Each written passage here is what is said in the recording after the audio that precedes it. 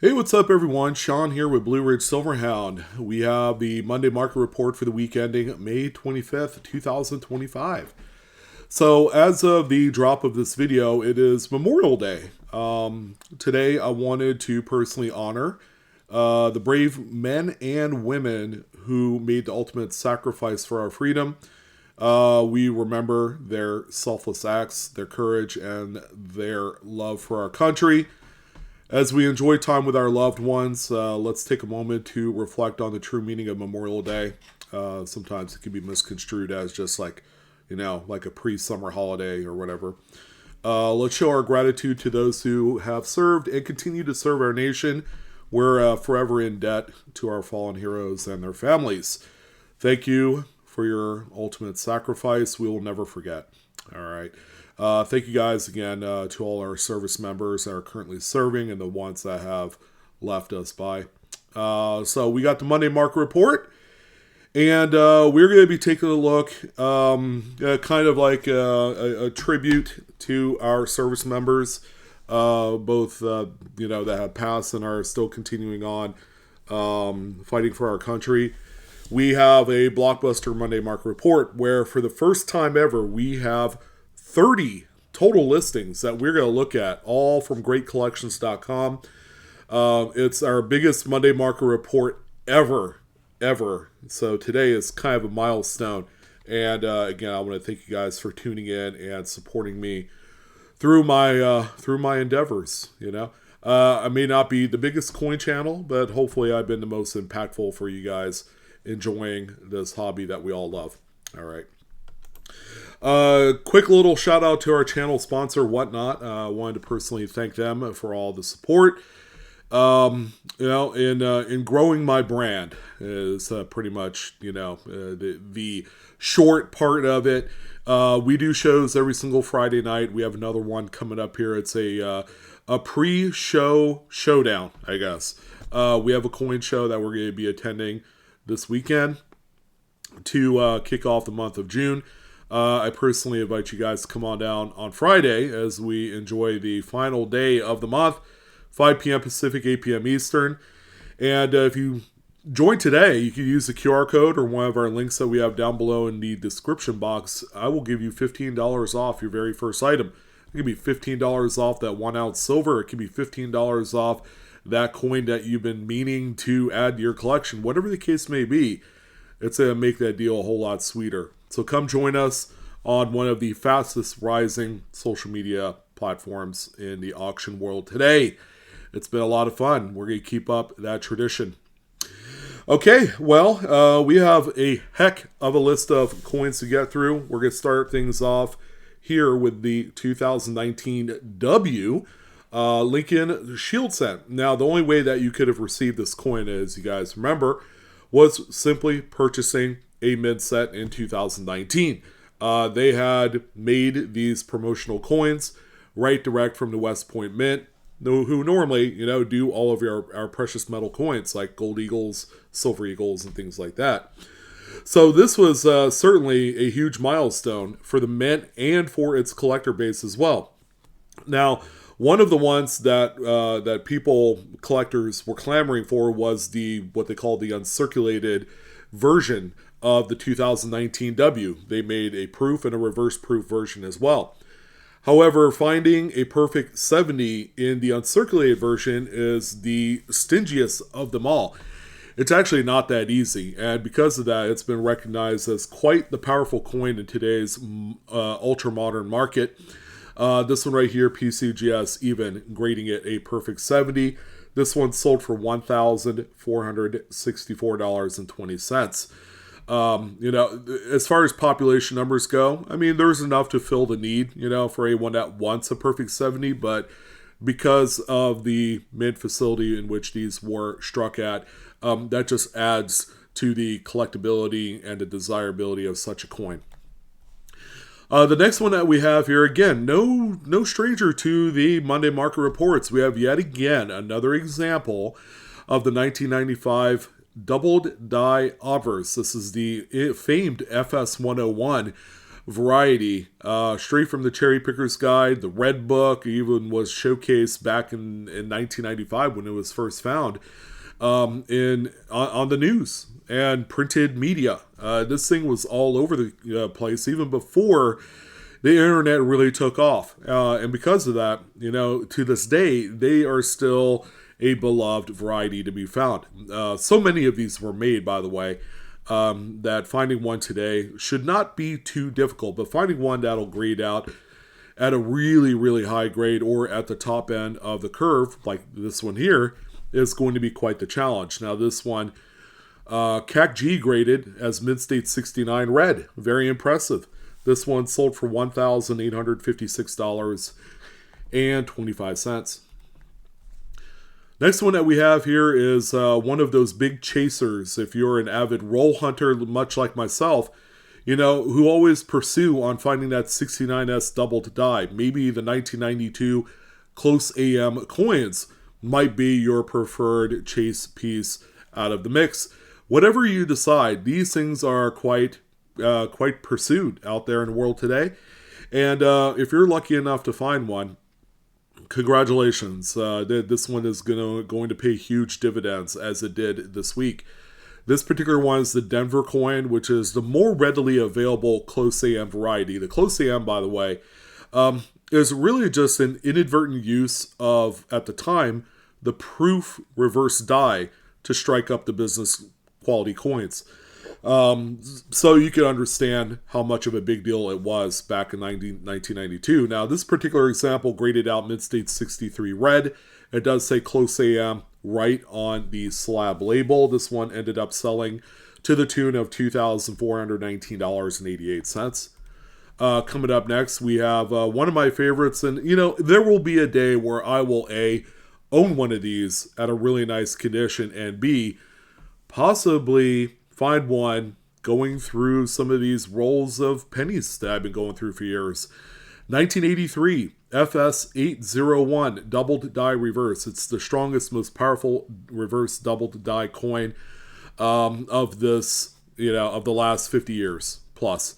This particular one right here grades out really high at a Mid-State 67 red. So, there's a little bit more demand for such a coin. For investment, for maybe a registry set would want something like this, if and only if they can't find like a higher graded example. This one sold for $1,857.38. Another big variety, we can't forget about the 1972 double die obverse. This is the very first of 9 different doubled dies that you could find for this particular date. This one being the FS101, and one look at, some of the devices on the front of the coin, you'll understand just how strong this doubled die is. Look at the date, Liberty, the motto, "In God We Trust," and you'll understand. This one needs no further explanation. This one right here is in a Mid-State 66 red holder by PCGS, and this one sold for $1,357.88. Here's one that we had highlighted in a shorts video here recently, a 1960 small date. It's the tougher of two different variants. This one right here is just a real gem. Obviously, where this one fits the need is going to be in a registry set. However, this one has a whole lot of personality that I think we could all enjoy. The pink toning, on the reverse especially, but little splashes of it on the obverse. Really make this one a true superstar this week. This particular one grades out at Mid-State 67 plus red, which is quite impressive, especially for its decade. It also says small date right on the label. This one, I'm happy to report, sold for $3,151.12. All right, now we're stepping over to the wheat cent reverse type coins here. 1958D, one of the more readily plentiful dates by itself, comes in as another registry set bomb. This particular one grades out Mid-State 67 plus red. It's also CAC certified too, so it's kind of like a double doozy, if and only if you're looking to purchase one of these for your registry. May not be a good thing because you're going to be shelling out more money than probably you want. All right, so this one here did hammer this past weekend for $2,092.50.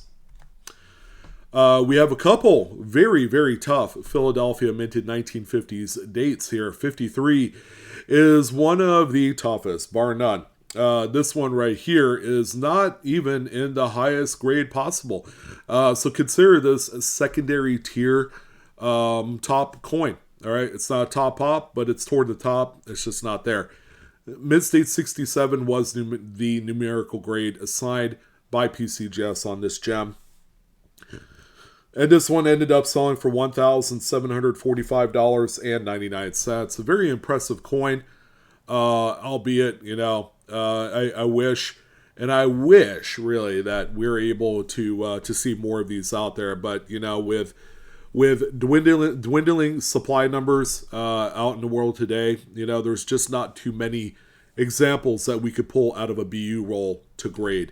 They're really, really a stingy, kind of like date or decade, where the Philadelphia coins just simply do not exist in high quality. 1949D, the next coin that we have here today, is a real beauty. This thing has a lot going for it. It's got a little bit of tone color.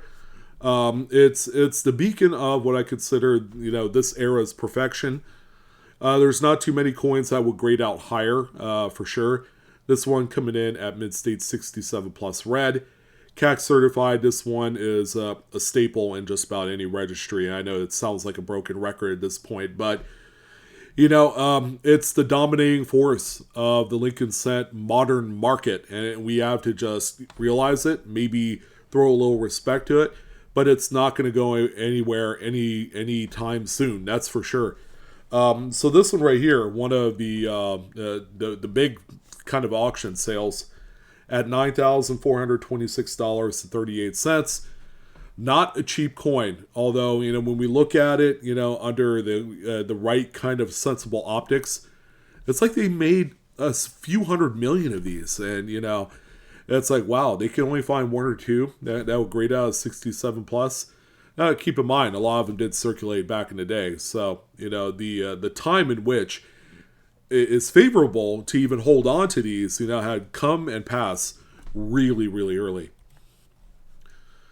All right, we have at least one steel cent. There were actually like 4 or 5 steel cents that all could have made the list.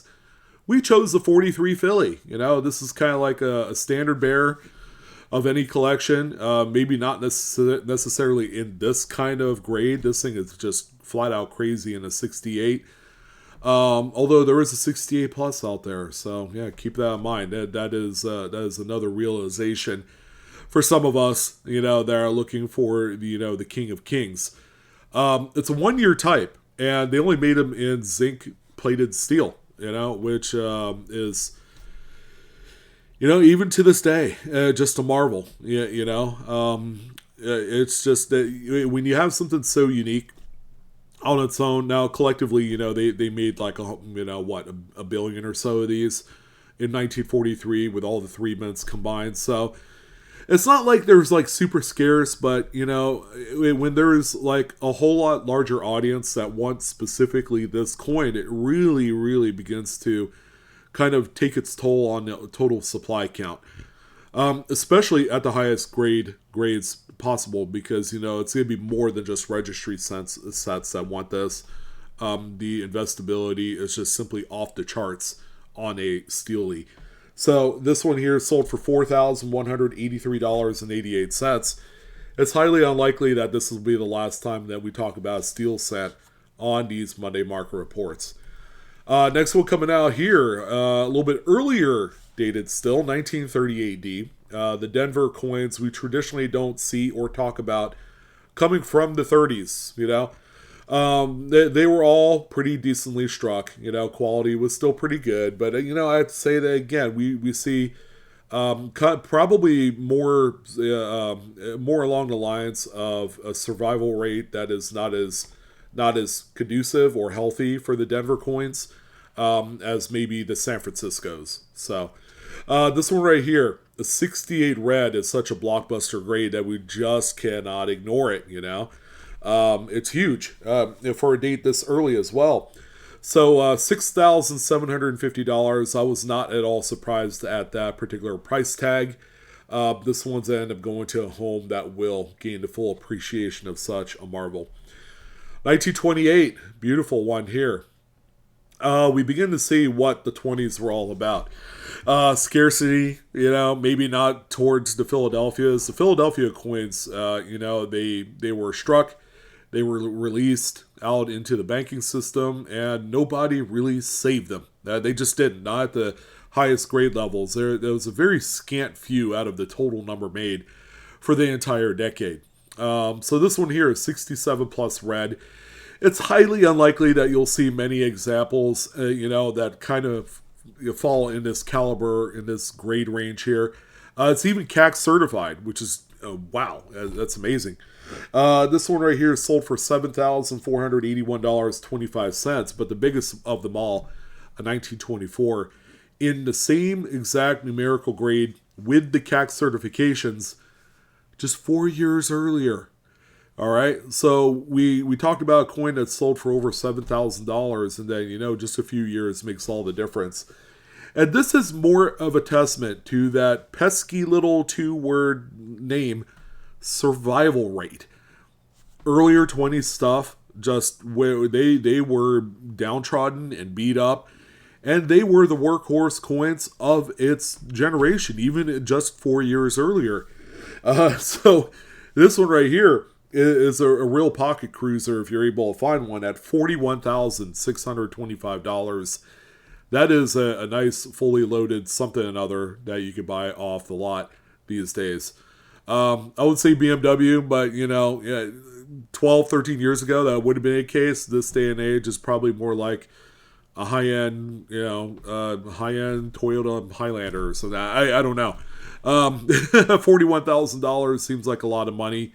But to give you insight and perspective, even that kind of money can't buy as nearly as rich of a thing as we used to for just 15 years ago. Man, things certainly have changed.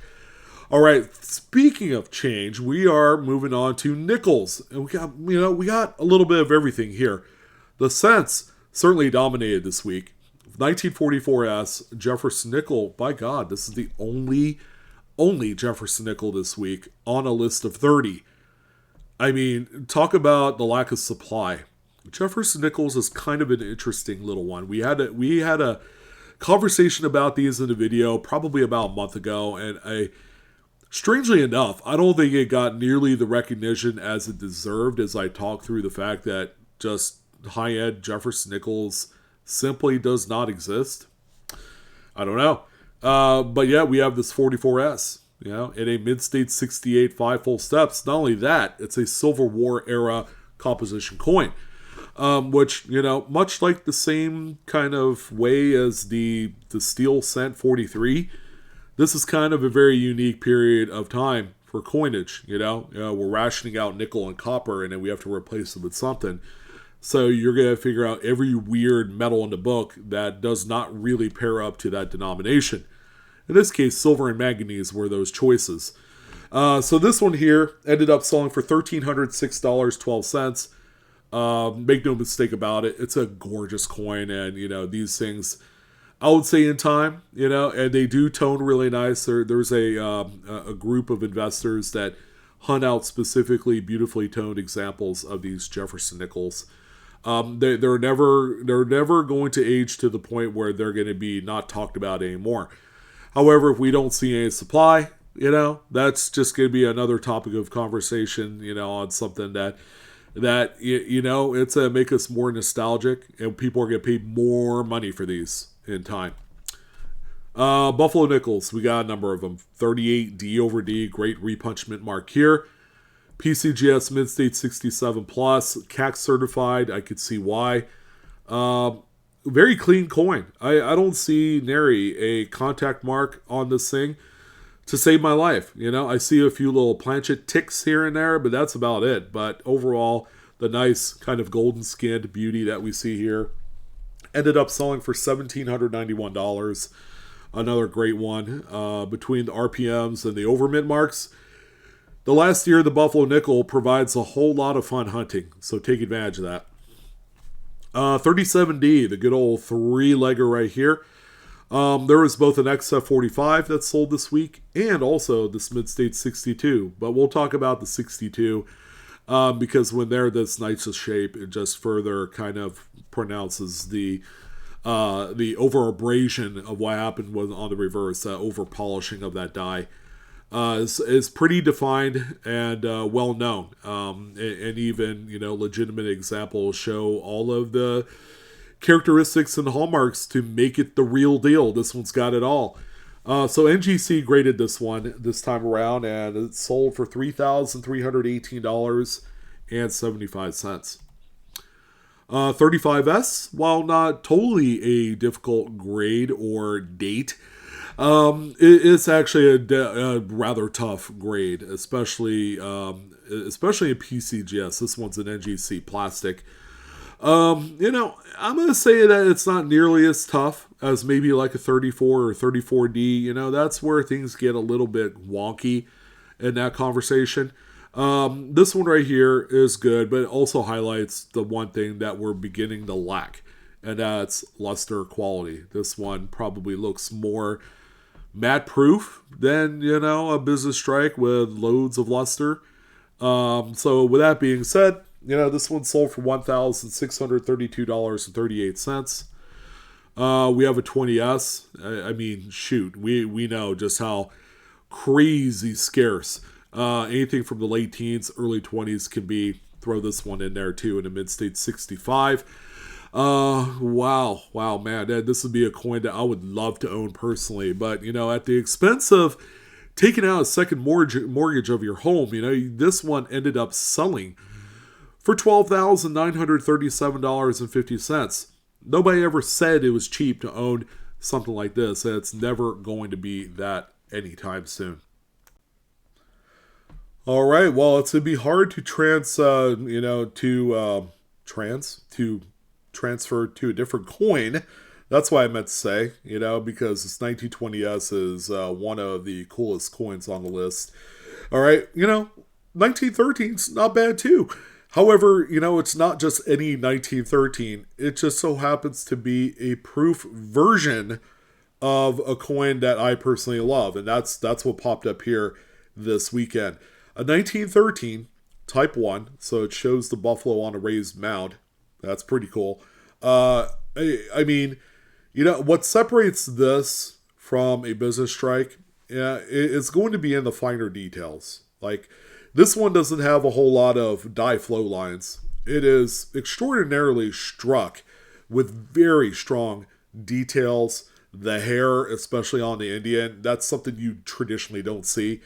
And this one was part of the Cheyenne collection. Not really knowing a whole lot about the Cheyenne collection, I can only imagine that it's probably a herd of Buffalo Nickels and like really high grades. This one also CAC certified, a real beauty. This one ended up selling for $5,625 here this past weekend. And I just don't see enough of these, with the minuscule mintage on them.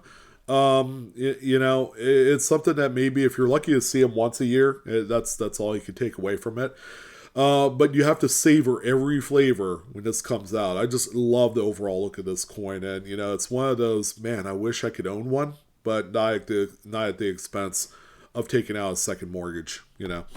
So we're on the dimes. The dimes impressed the heck out of me. 1960D.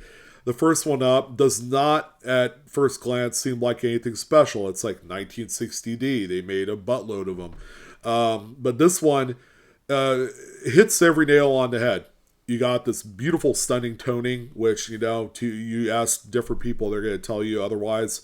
But the toning, a lot of people that spend the most amount of money on individual coins of this ilk, they want that. And they're willing to pay all the money. It would hurt their little hearts if these things were dipped in silver cleaner, myself included, because we know there's a huge association between this and what a big payday looks like. So this one right here was graded a long time ago in an NGC old, what they call soap bar kind of holder, Mid-State 68 star with a full torch. That is quite the grade. $3,150 was the ultimate sacrifice that someone had to make to add this one to their collection. But if Blast White's your thing, hey, good luck, and good job, because we have a couple of them here for you. The only thing good luck about this is finding another one and grading another one that will come out at 68 full torch. This is a 59 Philly and a 68 full torch by NGC. This one ended up selling for $1,012.88.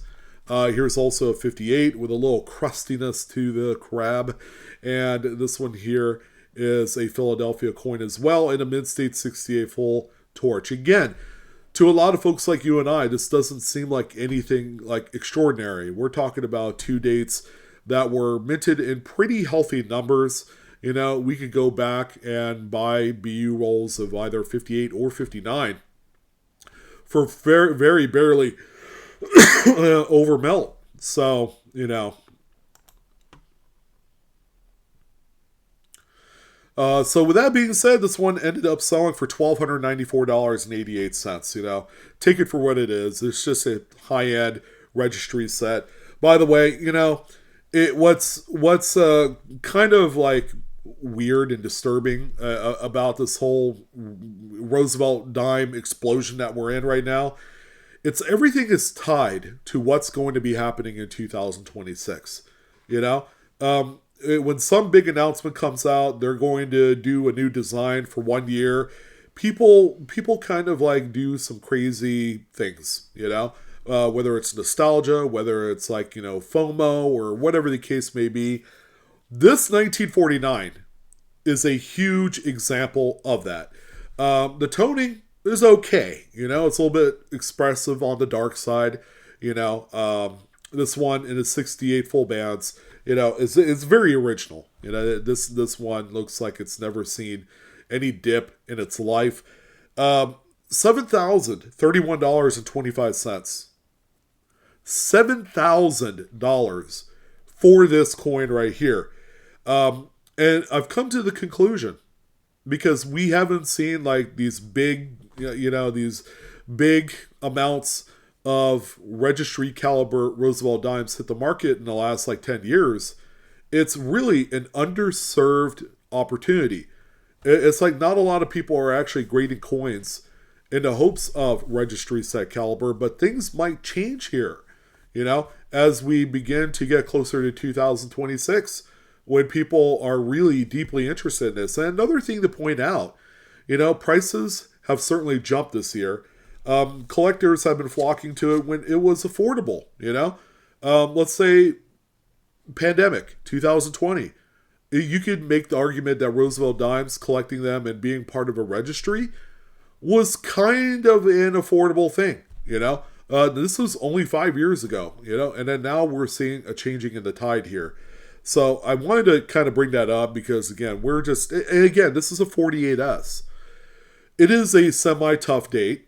It looks like the thing was scratched to death, but that's not the case. That's actually die file lines. A Mint employee probably was cleaning up something on those dies. And, you know, it could have been a die clash. It could have been, die gouges or something to that effect. I don't know. But, yeah, this thing right here is what we consider to be a quote-unquote blast white example with no toning in a mid-state 68 plus star full torch proof like. How do you get so many designations on one coin like that? A plus, a star, full torch, proof like. This has to be like a one-off coin, I would imagine.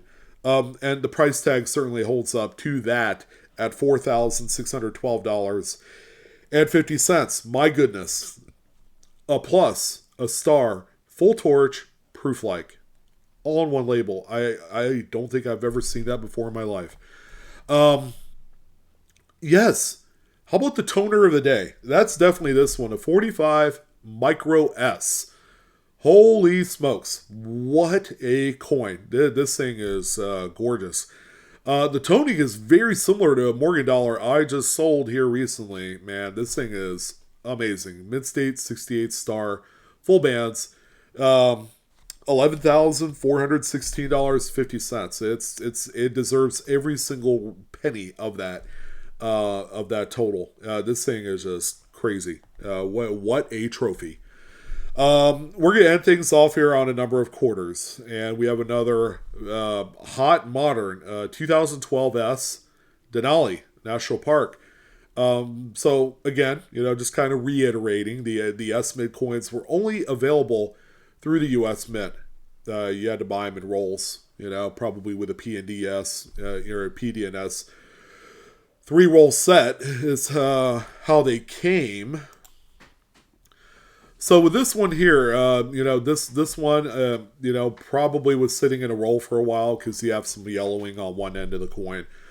These generally tone pretty nicely, especially if they're holed up in an album, which is what a lot of people did, back in the last two programs. So 68 grade on this one. You gotta figure, well, yeah, I'm sure there's a pretty healthy registry set supporting this, and there is. So this one sold for $1,934.99. While not the most expensive sale that we've seen on any national park, this one pretty noteworthy in itself.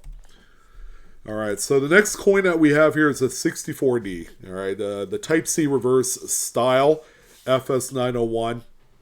So what exactly is the Type C reverse? And people are very known to the Type B reverse, which is simply a proof reverse die that was used to strike business strike coins. The Type C, keep in mind the date, 64D, was actually the reverse of a 1965 die, which is a lot more sharper engraved, struck for the strike. So a lot of the design details are going to be more hammered than they normally did prior to 1965, and that's important. So this one essentially was struck with the reverse die of a 65 quarter. And, as you can tell, this one is a lot stronger in the overall looks of the reverse. The front looks a little mushy, with the outgoing design of the coin overall. These are very rare. There's not too many of these known, and I don't think a lot of people actually take the time to pay attention and look for these. So, with that being said, $4,050 was the sale price. All for a coin that grades out kind of at a pedestrian 66 plus. I know that seems kind of silly because it seems like a higher grade, but trust me, in any other date without this variant on the reverse, 67 plus or higher is where you need to be to even sniff $4,000. Yeah, kind of wild. So if you guys have, BU rolls of 64 in Denver, Washington quarters, this may not be a bad one to kind of keep an eye out on. 1961, this one's on here for the nice grade, 67 plus, but also keep in mind that toning, whether you love the pastel lightness to it or not, lends to their originality. Early 60s high grade specimens are really tough. This one sold for $1,237.50. We have a 1952 S as well. This one's here for the crustiness of that color. And the grade, a mid-stage 68. Now, a little bit tougher date here, but, not nearly as tough as what we encounter in the 40s. Especially for a San Francisco coin. But this beauty right here, it has all of the skin thickness that you want from it. This one's selling for $2,656.12. And we finally made it to the last coin. Number 30. What's it going to be? 1929S Standing Liberty Quarter. We always have to go out with a bang. Anything obsolete, design style, is a winner in my book. This one looks great. But the obverse faces up better than the reverse. I will say that. Mid-state 67, full head, CAC certified. It's a dreamboat coin. What else more can you ask for something like this? Not a whole lot, right? So yeah, very, very, very skinny population numbers at the top. For any of the dates of Standing Liberty quarters. Again, these are coins that traditionally were used and abused at its time. So, enjoy it while you can, if you can ever find one that's in a high enough grade. This one sold for $13,222.12. And my goodness, what a huge group. I was like choking and a coughing and a going on in this video. I was like, man, I cannot do videos this long anymore. It's just like, wearing at me. So keep in mind, information in this video is for educational use only. Nothing's financial advice. Please collect and or grade your coins responsibly. I'm your host, Sean, with Blue Ridge Silverhound. It was a grand pleasure to be here with you on this fine Memorial Day. Again, let's not forget, the men and women who sacrificed so that way we could watch videos like this and I could do them for you. It was a pleasure. Thank you guys again. Enjoy this hobby as always. Don't forget to like, share, and subscribe. And I hope to see you guys on Whatnot someday. Maybe someday. Pop on in. Just say hi. Not obligated to buy. Wow, that rhymes. Anyways, I will see you guys later. Have a good one. Have a great week as well. So long.